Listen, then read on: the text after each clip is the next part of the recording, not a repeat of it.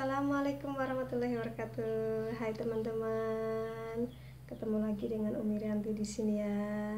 Hai teman-teman, ini selamat sore di hari yang Selasa yang cerah ini. Alhamdulillah, Umi Rianti bisa bertemu lagi dengan teman-teman, bisa menyapa. Apa kabar teman-teman yang ada di sana, yang ada di luar sana, yang mengenal Umi Rianti, dimanapun Anda berada ya. Oke, hari ini adalah hari Selasa sore setelah asar ya teman-teman. Saya di sini mau berbagi sedikit ilmu, bersharing, bercerita. Mungkin kalau ada yang bermanfaat silahkan diambil, diamalkan, dan jika tidak bermanfaat atau kurang atau salah mohon dimaafkan. Dan semoga ini yang saya sharingkan ini bisa menambah ilmu pengetahuan untuk umi-umi yang ada di luar sana yang mungkin tidak sempat untuk membaca buku atau datang ke pengajian atau ke tempat-tempat seminar yang ada di luar sana. Nah, dan yang akan saya sharingkan di sini adalah tentang ilmu fikihnya wanita. Oke, karena ilmu fikih itu mencakup dalam hal-hal apa saja yang kita lakukan di rumah atau pergaulan kita dengan keluarga, dengan tetangga, dengan orang lain, termasuk dengan Allah Subhanahu wa taala. Oke, mari teman-teman, mari kita buka pengajian ini dengan bacaan Bismillahirrahmanirrahim. Oke teman-teman, salawat serta salam saya ucapkan kepada Nabi Muhammad kita sallallahu alaihi wasallam. Semoga beliau dilimpahkan rahmat oleh Allah Subhanahu wa taala. Oke teman-teman, langsung aja ya ke bab yang pertama, yaitu tentang fikihnya perempuan, fikihnya Islam ya, terutama sebenarnya nggak cuma perempuan, laki-laki dan perempuan, dewasa atau anak-anak. Cuma kita ini kan sebagai seorang ibu, jadi buat teman-teman yang mungkin belum menikah, yang akan menjadi ibu atau menjadi istri, dan untuk yang sudah mempunyai anak, semoga ilmu fikih ini bermanfaat dan berguna untuk mendidik putra-putri kita. Oke, yang pertama, fikih itu di bab pertama adalah pengertian dulu tentang hukum Islam ya. Jadi Islam itu, di dalam Islam itu ada 4 hukum, ada 5. Di antaranya yang pertama adalah wajib, haram, sunnah, makruh, dan mubah. Jadi haram di sini wajib itu harus dilaksanakan. Kalau dilanggar berarti dosa. Dan kalau untuk yang haram itu wajib ditinggalkan. Jadi kalau dikerjakan akan mendapat dosa. Dan sunnah itu jika dikerjakan mendapat pahala, dan jika ditinggalkan tidak berdosa. Terus yang keempat adalah makruh. Makruh itu larangan yang tidak keras. Jadi larangan ini masih bisa seperti ditoleransi gitu ya, tergantung situasi dan keadaan. Terus yang kelima yaitu mubah. Mubah di sini boleh dikerjakan dan boleh ditinggalkan. Mubah di sini seperti kita memakan petai. Jadi petai itu boleh dimakan, tapi boleh juga ditinggalkan. Kenapa? Karena dia ada baunya. Jadi dikhawatirkan baunya itu akan mengganggu orang lain ya. Terus yang kedua yaitu dalilnya fikih. Nah, fikih itu kalau di agama Islam kita dalilnya ada 4. Yang pertama Al-Quran, yang sudah jelas pasti patokannya Al-Quran. Terus yang kedua adalah hadis, al-hadis. Yang ketiga ijma. Yang keempat kias. Nah, hukum-hukum yang ditinjau dari keempat itu, yang Al-Quran memang kita punya patokan sendiri. Jadi kalau misalkan kita ada satu permasalahan, kita langsung buka Al-Quran. Nah, kalau Al-Quran ada, nah itu panduannya dari Al-Quran. Sedangkan yang kedua itu adalah dari sunnah ya, al-hadis. Nah, hadis itu kita harus belajar, mencari ilmu-ilmu, mencari dalil-dalilnya. Sebentar ya teman-teman. Oke. Dan juga kalau di Indonesia ini selain daripada Al-Quran, hadis, nah Indonesia itu mempunyai 4 mazhab. Sebenarnya nggak cuma di Indonesia, kalau mazhab ini juga dipakai di berbagai negara belahan bumi yang lainnya. Belahan bumi mungkin di Arab, Pakistan, Turki dan sebagainya. Kalau sebenarnya kalau di luar sana, di area Mesir, Turki, Palestina sana, dia mazhabnya nggak cuma 4. Cuma kalau yang di Indonesia itu memang familiar, populernya ada 4. Yang pertama ada mazhab Hanafi. Mazhab Hanafi ini penyusunnya adalah Imam Abu Hanifah. Ya, beliau itu belajar dari Kufah, dan beliau ini orang yang pertama kali mula-mula menyusun ilmu fikih. Nah, Masjid Hanbali, mazhab Hanbali, mazhab Hanafi, kok masjid ya, maaf ya. Terus yang kedua ini adalah mazhab Maliki. Mazhab Maliki disusun oleh Malik bin Anas al-Asbahi. Dalam kitab beliau ini menulis kitab yang berjudul Al-Muttawa. Nah, mazhab Maliki ini mempunyai 4 dasar, yaitu kitab suci, Al-Quran, sunnah Rasul, ijma dan qiyas. Dan Imam Malik ini juga disebut sebagai ahli fikih dan ahli hadis. Orang-orang sahabat-sahabat beliau menyebut Imam Malik ini Sayyid Fuqaha al-Hijaz, jadi pemimpin ahli fikih dan di seluruh daerah Hijaz. Dan mazhab Maliki ini pengikutnya banyak terdapat di Tunisia, Tripoli, Maghribi dan Mesir. Ya, kalau untuk mazhab Hanafi tadi banyak yang tersiar tuh di daerah Baghdad, Parsi, Bukhara, Mesir, Syam dan berbagai tempat lainnya. Yang ketiga ini adalah mazhab Syafi'i. Mazhab Syafi'i ini mazhab yang paling banyak digunakan di Indonesia ya.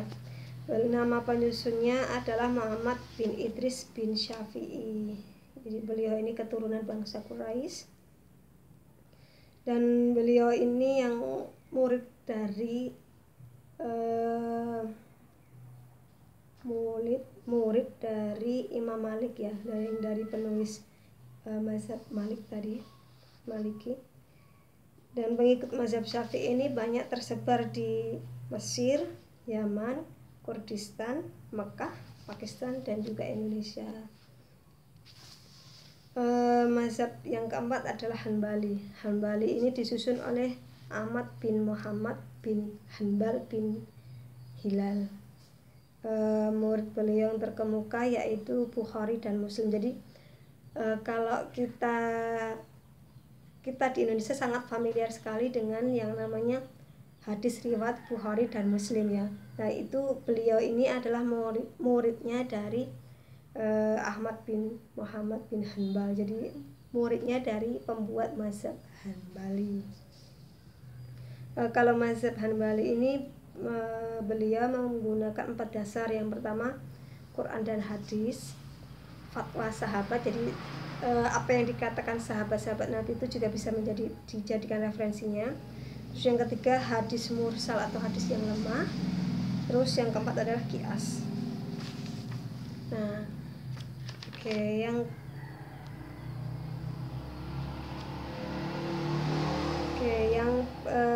bab pokok yang pertama kan tadi sudah paling dasar dari agama ya. Terus yang kedua ini yang paling wajib kita ketahui adalah toharoh. Toharoh itu adalah bersuci. Jadi di dalam agama Islam itu sangat disarankan diri kita, badan kita, lingkungan kita untuk senantiasa bersuci. Suci itu artinya bersih dengan dihilangkan, dengan dijauhkan, tidak mengandungi hadas dan najis ya. Jadi suci dari pakaian, tempat tidur, baju, semuanya dari tempat makan. Jadi kita perempuan harus mengetahui apa saja itu hadas, apa saja itu najis, dan bagaimana cara membersihkannya. Oke, yang pertama yaitu perihal bersuci. Nah, bersuci itu yang pertama adalah alat bersuci. Jadi alat untuk bersuci itu yang pertama adalah air. Air itu yang paling utama. Tapi suatu keadaan terkadang kita susah mencari air, kita bisa menggunakan tanah. Jadi tanah atau pasir atau batu dan sebagainya lah. Tapi yang paling pokok itu adalah air. Kalau air sampai nggak ada, pakai tanah. Kalau kedua itu masih bisa sering ditemukan di tempat kita ya, masih mudah. Terus yang harus kita pelajari yaitu cara bersuci. Jadi cara kita mensucikan badan kita, pakaian kita dari hadas dan najis. Terus ada jenis-jenis najis yang perlu disucikan. Jadi najis itu ada yang najis yang berat atau tebal. Terus ada juga najis yang ringan. Jadi ada yang najis yang bisa dimaafkan. Yang keempat adalah benda-benda yang wajib disucikan, ya seperti baju tadi ya. Terus yang keempat adalah keadaan yang mewajibkan kita harus bersuci, seperti kita sholat, kita harus dalam keadaan yang suci ya. Jadi sebab-sebab atau keadaan itu harus bersuci. Bersuci itu ada dua, disebabkan karena hadas dan karena najis yang tadi ya. Kalau hadas itu khususnya untuk badan kita, jadi cara membersihkannya dengan wudu, mandi, atau tayamum. Sedangkan untuk najis itu bisa berlaku mungkin menempel di badan kita, di pakaian kita, atau tempat kita. Misalkan di tikar atau sofa, mungkin ada anak kecil yang kencing, ngompol, atau ada hewan ayam atau apa yang meninggalkan kotoran lah, itu juga najis. Nah, kan tadi saya sudah mengatakan untuk menghilangkan najisnya itu bisa menggunakan air ya. Dan air yang digunakan untuk mensucikan ini ada berbagai macam juga. Yang pertama air suci yang mensucikan. Jadi air ini dari air sumur. Airnya suci, tidak ada kotoran atau najis yang di dalamnya. Seperti air hujan yang jatuh dari langit. Air laut boleh dipakai untuk bersuci. Air sumur, air es yang sudah meleleh, yang sudah hancur airnya itu, air embun, dan air yang keluar dari mata air seperti air terjun, nah itu boleh. Yang kedua itu air suci tapi tidak bisa untuk mensucikan, seperti air yang telah berubah sifatnya, seperti air kopi ya. Jadi sebenarnya dia air putih tapi sudah dicampur dengan kopi, jadi nggak bisa untuk bersuci. Air kopi, air teh, air susu itu sudah bercampur dan merubah sifatnya. Yang kedua airnya sedikit, jadi air sedikit kurang dari 2 kulah itu juga nggak bisa. Jadi misalkan air itu cuma 1 gayung, nah itu nggak cukup untuk membersihkan najis dan hadas. Yang ketiga itu air pohon-pohonan atau air buah-buahan. Jadi air kelapa itu nggak bisa. Jadi air kelapa kita kalau wudhu pakai air kelapa nggak bisa. Terus air nira juga nggak bisa ya. Jadi pakai air yang sudah disebutkan tadi yang boleh ya. Yang ketiga yaitu air yang bernajis juga nggak bisa dipakai. Misalkan kita punya air sudah ada di ember, lah embernya itu tanpa sengaja ada hewan apa, tikus atau anjing, atau terkadang kena kotoran tikus ya, itu tahu-tahu masuk ke situ dan airnya itu cuma ada 1 ember sedikit, nah itu sudah dikatakan masuk ke najis karena airnya kurang dari 200 liter ya. Kalau sudah lebih dari 2 liter seperti tandon besar, nah itu masih bisa dikatakan boleh untuk digunakan bersuci. Terus air yang makruh. Nah, air yang makruh ini adalah air yang terjemur oleh matahari yang berasal dari tempat penyimpanan itu emas atau perak. Nah, kalau masih disimpan menggunakan tempat yang emas atau perak itu masih bisa digunakan. Tapi kalau air yang terjemur sinar matahari menggunakan ember plastik, nah itu nggak bisa digunakan, nggak boleh ya. Terus benda-benda yang termasuk najis itu yang pertama adalah bangkai binatang. Bangkai binatang darat yang berdarah selain mayat manusia. Jadi misalkan ayam mati itu masuk najis. Terus kucing mati ketabrak itu juga masuk najis. Terus bangkai binatang seperti daging, kulitnya dan lemaknya itu juga masuk najis ya.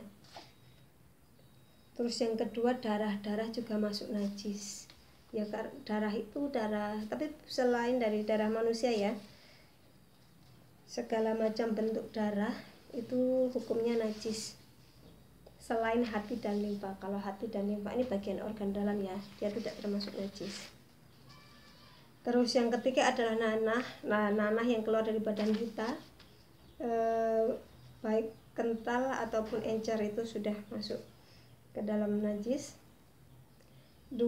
Yang keempat yaitu benda cair atau yang keluar dari 2 lubang pintu, yaitu tempat buang air kecil dan buang air besar kita. Jadi apapun yang keluar dari situ termasuk dalam najis. Minuman keras yang memabukkan juga termasuk dalam najis. Anjing dan babi juga masuk dalam najis ya. Jadi anjing sebaiknya jangan diperbolehkan untuk masuk ke rumah karena bekas jilatannya itu tidak begitu kelihatan, apalagi kalau di benda-benda seperti sofa, nah itu tidak begitu kelihatan, jadi kita tidak tahu apakah itu ada najisnya atau enggaknya.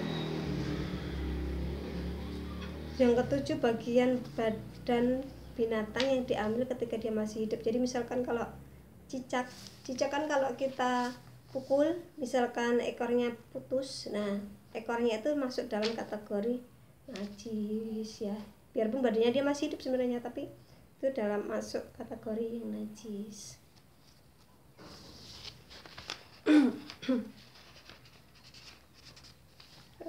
Dan begini, di sini adalah selanjutnya adalah cara untuk mensucikan benda-benda yang terkena najis ya. Yang pertama itu najis dibagi menjadi 3 bagian. Najis yang mughaladah, yang tebal saya bilang tadi, yang nasnya itu dia paling berat ya, yaitu najis dari anjing atau babi. Nah, itu yang paling berat. Cara menghilangkannya dengan dibasuh dengan air 7 kali, dan yang 1 kali itu ditambah dengan pasir. Jadi harus digosok-gosokkan dengan pasir ya. Entah itu ada di badan kita atau di baju kita atau di tempat-tempat yang terkena ya, misalkan sofa atau mana-mana, itulah sebabnya kita sebaiknya jangan memperbolehkan hewan itu masuk, anjing ya. Yang kedua adalah najis mukhafafah, itu najis ringan. Ini berasal dari air kencing anak laki-laki atau perempuan yang dia belum makan selain daripada ASI ibunya. Nah, cara membersihkannya cukup dipercikan dengan air atau dialiri dengan air aja. Itu yang ringan. Terus yang ketiga yaitu pertengahan, jadi sedang. Nah, sedang di sini terbagi juga menjadi 2 bagian, hukmiyah dan ainiyah.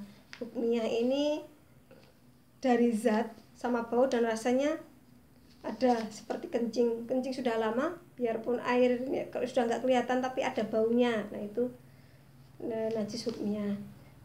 Dan cara membersihkannya dengan mengalirkan air di atas benda itu sampai baunya hilang ya, sampai bau pesing, kalau itu air kencing bisa hilang.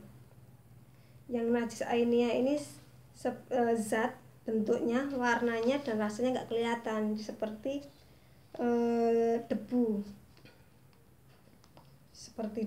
Jadi kadang kan kita misalkan kita berjalan, kita terkena debu, tapi debu itu mungkin ada kotorannya atau apa kan kita nggak lihat. Jadi cara mencucikannya cukup menghilangkan ini aja, debu kita bersihkan dengan air saja. Oke ya teman-teman, untuk hari ini pembahasannya sampai cara membersihkan najis ya. Insya Allah kita akan sambung pertemuan kita di lain waktu. Mohon maaf bila ada kesalahan kesalahan dari saya sendiri, yang baiknya dari Allah Subhanahu wa taala. Semoga bermanfaat.